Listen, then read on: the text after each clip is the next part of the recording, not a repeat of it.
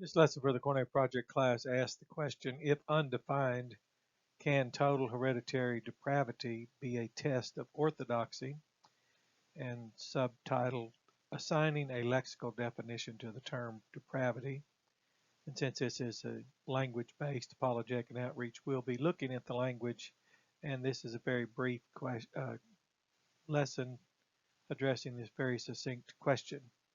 I've noticed for decades now that the question of depravity is a test of fellowship. It's a test of orthodoxy.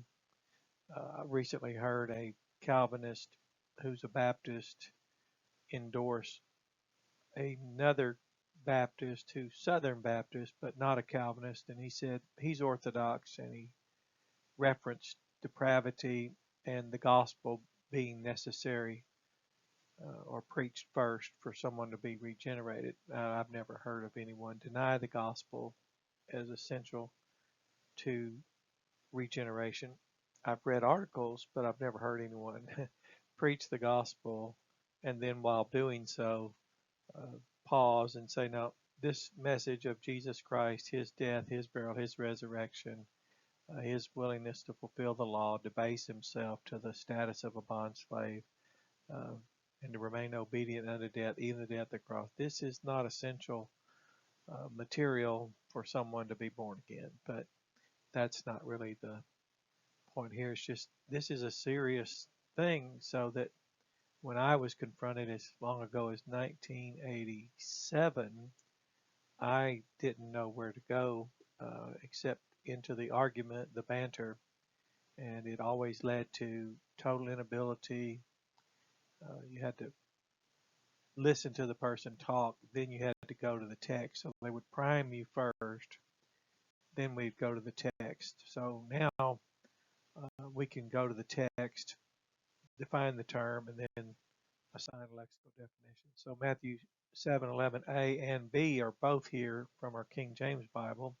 If you then, being evil, know how to give good gifts unto your children, and here's the point, how much more shall your Father which is in heaven give good things to them that ask him? And he was assuring them that to knock, it will be open, to ask, it will be given. And he made quite a striking remark here to say to them, if ye then, being evil, know how to give good gifts unto your children. And that's the part we'll look at now. But uh, that's not often noticed, that Jesus called these men that he was teaching. He said to them, you being evil know how to give good gifts. So when we look at Matthew 7:11a, and those of you that want to continue to work on your language class, you can just take this and notice this part here. I just want to call your attention to G4190, the yellow highlighted, and then also this green where I put the word holy, that's not there. It's wholly or totally or entirely. But I put it there to show that, first of all, that's not there. So Jesus said, since therefore you yourselves, while being evil ones, have noticed to be giving good gifts to your particular children. So I'll stop there. But notice I inserted the term for holy, and it is in the Greek New Testament. And go down here to this blue highlighted holy, which is accusative masculine plural adjective. And you can find that word in a word search on blueletterbible.org at 1 Thessalonians 5:23. So if Jesus wanted to say, since therefore, while being wholly evil ones, totally evil ones, he didn't say that. But he was saying that how remarkable it is that while being evil ones, you all have noticed to be giving good gifts. And so remarkable was it that he could use it to contrast and prove his point, how much more, which is far surpassing, you see, would the Heavenly Father give good things to those that ask him. So holy is not in the text, so that's interesting. This term, G4190, uh, I've concluded from research in this class and feedback from you all who are working in the Koine text, that this is the term that it has to be, and that's not a problem. It's just quite insightful to notice that while being evil ones, they still noticed how to be giving good gifts. So when we talk about ability or inability, this text teaches us that it's about insight, and they have the insight, and we'll see where the knowledge of evil was acquired, but they have the insight to be doing good.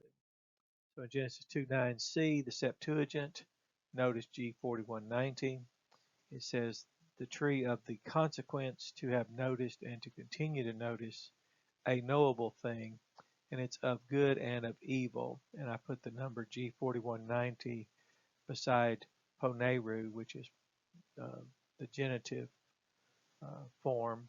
It's actually in its lexical listing as poneros. So we have this. You can go back over this, review it. It's very clear, very self-evident.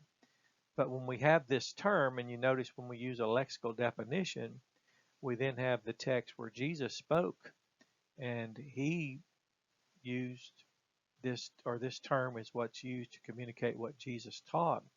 But when we look at the Greek Old Testament, we notice that's the term. And we all can notice that evil is the term that's been supplanted by the word depravity. And evil seems to be remarkably, it seems to be the best word as far as English. And yet, and then poneros is the term that it has to be conclusively now. Some might say we're dogmatic, but that's not actually the case. We just have a conclusion from a research project. And I've noticed so much energy in the controversy around depravity that it's not uncommon for more emoting to be expressed than research to be invested. So those of you that worked in this class, you notice now that this is a test of orthodoxy by people of, let's say, both sides, whatever that might be. It could be the Calvin versus the Arminian, the most popular sides or adversaries in this banter about depravity.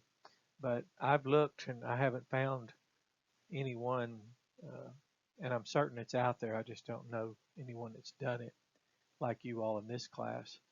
Found a definite term, a definition that we can now have and use, and then go to our context in Matthew 7:11 to see an application where Jesus says our nature being ontes, that participle, but it's where we get the word ontology, the nature of being, the science of being.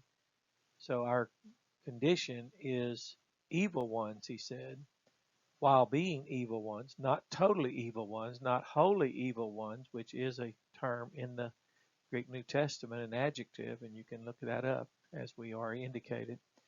But he said, while being evil ones, you all have noticed to be giving good gifts to your children. So it's about insight, not ability.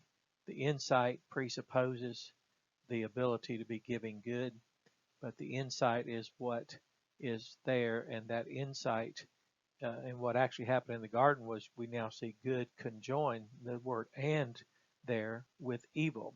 So that is our dilemma, literally, for man to now have to notice good, but it's conjoined now with evil. So you have a blessed day. Enjoy this lesson.